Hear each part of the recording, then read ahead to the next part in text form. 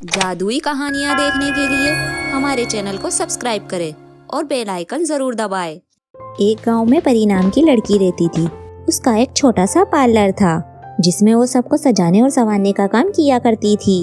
एक बार परी के यहाँ काम करने वाली लड़की कहीं चली जाती है, जिसकी वजह से परी का काम ठप पड़ जाता है और वो परेशान होकर अपने घर चली जाती है और अपने पति से कहती है, नीना के चले जाने के बाद तो काम जैसे ठप ही पड़ गया है। इतना काम तो मुझे आता ही नहीं है और अब तो सीजन भी आ रहा है और मेरे पास तो अब कोई लड़की भी नहीं है जो ये सब संभाल सके। पार्लर का काम तो मैं संभाल लूं, लेकिन मेहंदी लगाने के लिए कोई लड़की भी तो होनी चाहिए। परी तुम चिंता मत करो, मेरी नजर में मेरे गांव की एक लड़की है। वो बहुत ही अच्छी मेहंदी लगाती है, लेकिन वो बहुत गरीब है। उसकी माँ का स्वर्गवास कुछ ही दिन पहले हुआ है। अब वो अकेली ही रहती है।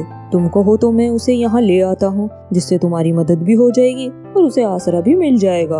हाँ हाँ, क्यों नहीं, तुम कल ही जाकर उस लड़की को यहाँ ले आओ। प्रकाश दूसरे ही दिन अपने गाँव जाता है और पूजा से कहता है, पूजा, मुझे तुम्हारी माँ के देहांत का बहुत दुख है। अब तुम अकेली रहती हो और तुम्हारे पास तो अब इतना बड़ा हुनर है। तुम तो इतनी अच्छी मेहंदी लगाती हो, मुझे तुम्हारी बहुत फिक्र होती है। इसीलिए मैं तुम्हें अपने साथ लेकर जाना चाहता हूँ। तुम अपना हुनर शहर में ही दिखा देना। प्रकाश भैया, आपने तो मेरी सारी समस्या ही दूर कर दी। मैं यही सोच रही थी आखिर मैं क्या करूं। मैं आपके साथ चलने के लिए तैयार हूँ। पूजा प्रकाश के साथ शहर आ जाती है और परी के पार्लर में मेहंदी का काम करना शुरू कर देती है। उसकी मेहंदी लगाने का तरीका मशहूर हो जाता है और हर कोई उससे अब मेहंदी लगवाना चाहता था। परंतु परी से उसकी सफलता बिल्कुल भी बर्दाश्त नहीं हुई। परी एक दिन उससे कहती है, पूजा, तुम अच्छी मेहंदी लगाती हो, वो तो अच्छी बात है, लेकिन अब कोई मेरे पार्लर में नहीं आता। तुम्हारी मेहंदी की इतनी तारीफ होने की वजह से मेरा पार्लर कम चलने लगा है। तुम अपना जुगाड़ कहीं और देख लो। परी दीदी, इसमें मेरी क्या ही गलती है। मैं तो आपके पार्लर के भरोसे ही अपने गांव का सारा काम छोड़ कर आई थी। अब आप ही मुझे अपने पार्लर से निकाल रही हैं। मुझे कोई भी सफाई नहीं चाहिए पूजा, तुम मेरे पार्लर से अभी के अभी निकल जाओ। जब तक तुम नहीं थी सब मुझसे ही मेहंदी लगवाते थे और जब से तुम आई हो अब कोई मुझे पूछता भी नहीं है। अगर तुम यहाँ रहोगी तो मेरा धंधा चौपट हो जाएगा, इसीलिए तुम यहाँ से निकल जाओ। पूजा उदास होकर वहाँ से चली जाती है। रास्ते में उसे एक बुढ़िया दिखाई देती है। वो पूजा से कहती है, बेटा, मेरे पैर में कांटा लग गया है, जरा तुम उसे निकाल देना। मुझसे झुका नहीं जाता और ये कांटा मुझे बहुत दर्द कर रहा है। अरे माँ जी, इस कांटे ने तो आपके पैर में जख्म कर दिया है। आप भला नंगे पैर क्यों ही घूम रही हैं? बेटा, मैं यहाँ वहाँ घूमकर ही अपना गुजारा किया करती हूँ। मेरे पास इतने पैसे नहीं हैं कि मैं एक चप्पल खरीद सकूँ। इसी वजह से मैं नंगे पैर घूम रही थी और ये कांटा मेरे पैर में लग गया। क्या तुम मेरी मदद करोगी? हाँ माँ जी, मैं अभी आपके पैर का कांटा निकाल देती हूँ।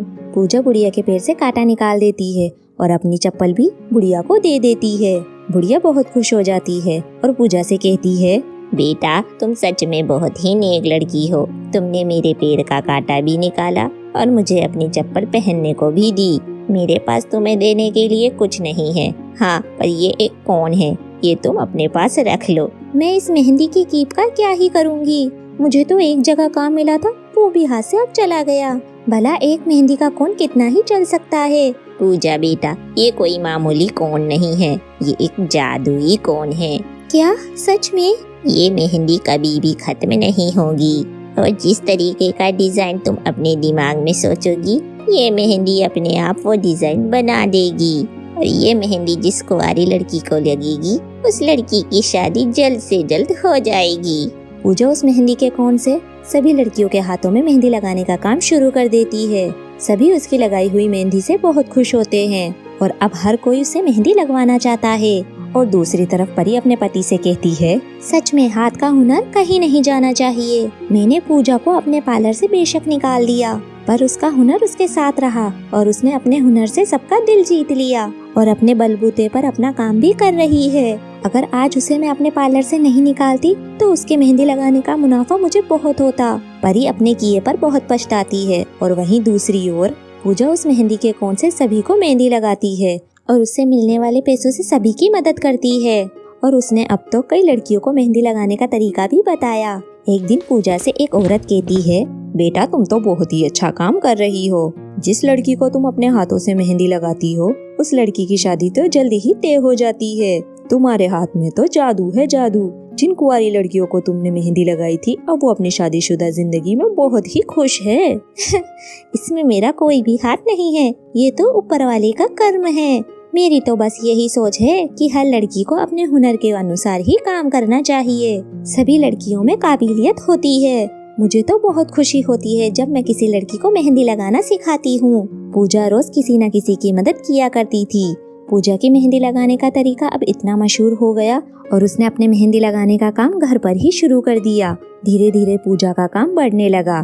फिर एक दिन प्रकाश की पत्नी पूजा के घर आती है और उससे कहती है, पूजा, मुझसे बहुत बड़ी गलती हो गई कि मैंने तुम्हें अपने पार्लर से निकाल दिया। मैंने सोचा कि तुम्हारी वजह से अब मेरी प्रशंसा कम होने लगी है, लोग मुझे कम पूछने लगे हैं और तुम्हारी तारीफ ज्यादा करने लगे हैं, इसलिए जलन के कारण मैंने तुम्हें वहाँ से निकाल दिया। मुझे माफ कर दो। कोई बात नहीं परी दीदी, अगर आप मेरे साथ ऐसा नहीं करती तो शायद आज मैं अपने मेहंदी के हुनर को नहीं पहचान पाती और अपना इतना बड़ा काम मैं शुरू नहीं कर पाती, बल्कि आपने मेरे हुनर को पहचानने में मेरी बहुत बड़ी मदद की है। पूजा, क्या तुम मेरे साथ वापस मेरे पार्लर में आना चाहोगी और मेरे साथ काम शुरू करना चाहोगी? मैं तुम्हें अपने पार्लर में अपने पार्टनरशिप में रखना चाहती हूँ। ठीक है परी दीदी, मैं आपके पार्लर में आना चाहूंगी। अब दोनों साथ में मिलकर काम करने लगती है और दोनों बहुत ही अच्छी पक्की दोस्त बन जाती है। फिर थोड़े ही दिन में ब्यूटी पार्लर का काम अच्छा चलने लगता है और उनके ब्यूटी पार्लर की तारीफ दूर दूर तक होने लगती है। अब दोनों मिलकर कई गरीब लोगों की मदद करती है और कुछ लड़कियों को अपने ब्यूटी पार्लर में काम भी देती है। फिर कुछ दिनों बाद पूजा की शादी एक अच्छे लड़के से हो जाती है और वो खुशी खुशी अपने पति के साथ रहने लगती है। पूजा अपनी शादीशुदा जिंदगी के साथ साथ अपने ब्यूटी पार्लर को भी संभालती है और अपनी मेहंदी लगाने का हुनर भी बनाए रखती है।